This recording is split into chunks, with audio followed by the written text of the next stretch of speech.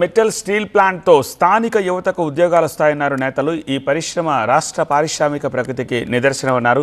చంద్రబాబు, పవన్ కళ్యాణ్ వల్ల ఏపీకి మంచి జరుగుతుందని వివరించారు. 3 ఏళ్లలో 22 లక్షల మందికి ఉద్యోగ అవకాశాలు కల్పిస్తామని తెలిపారు.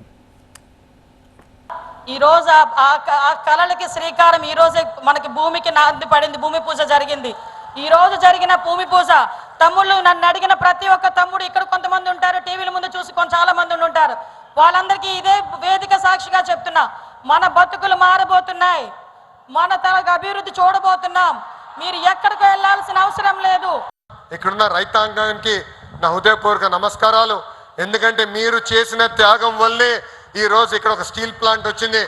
గతంలో విశాఖ ఉక్కు కోసం చాలా మంది పోరాడారు.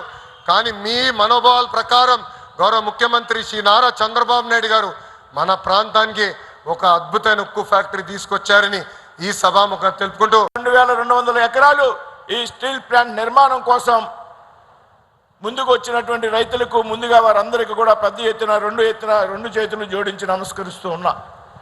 ఆనాడు విశాఖపట్నంలో స్టీల్ ప్లాంట్ ఏర్పాటైన ఆ తర్వాత కాలంలో అమరావతిలో ముఖ్యమంత్రి చంద్రబాబు నాయుడు గారి చొరవ కారణంగా రైతులు చేసినటువంటి త్యాగాల ఫలితంగా ఇవాళ ఒక అద్భుతమైనటువంటి రాజధానిని అక్కడ నిర్మించుకునేటువంటి పరిస్థితి. పవన్ కళ్యాణ్ గారు మరియు శ్రీ చంద్రబాబు నాయుడు గారి కాంబినేషన్ చాలా బాగుంది.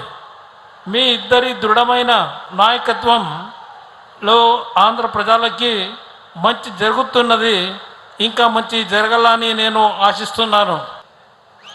గతంలో చాలా పరిశ్రమలు ఉత్తరాంధ్రకు వస్తే గత పాలకులు బెదిరించి పంపించేశారు. ఈ రోజున ఇందాక సోదరులు లోకేష్ గారు చెప్పినట్టుగా 18 నెలల్లో ముఖ్యమంత్రి గారు పదే చెప్తూ ఉంటారు, speed of business and ease of business. పరిశ్రమలకి మనకి లైసెన్సులు కావాలన్నా, ల్యాండ్ సేకరించాలన్నా speed of business, ease of బిజినెస్కి చాలా నిలువెత్తు నిదర్శనం ఇది. రాష్ట్ర ప్రభుత్వం వచ్చి 20 నెలలు అయింది. 20,35,00,000 పెట్టుబడులు వచ్చాయి. ఇది పూర్తి చేస్తే ఇప్పుడే యువ మంత్రి గారు చెప్పినట్టు 22 లక్షల మందికి ఉద్యోగాలు ఇచ్చే బాధ్యత ఈ ప్రభుత్వం తీసుకుంటాం రాబోయే 3 ఏళ్లలో.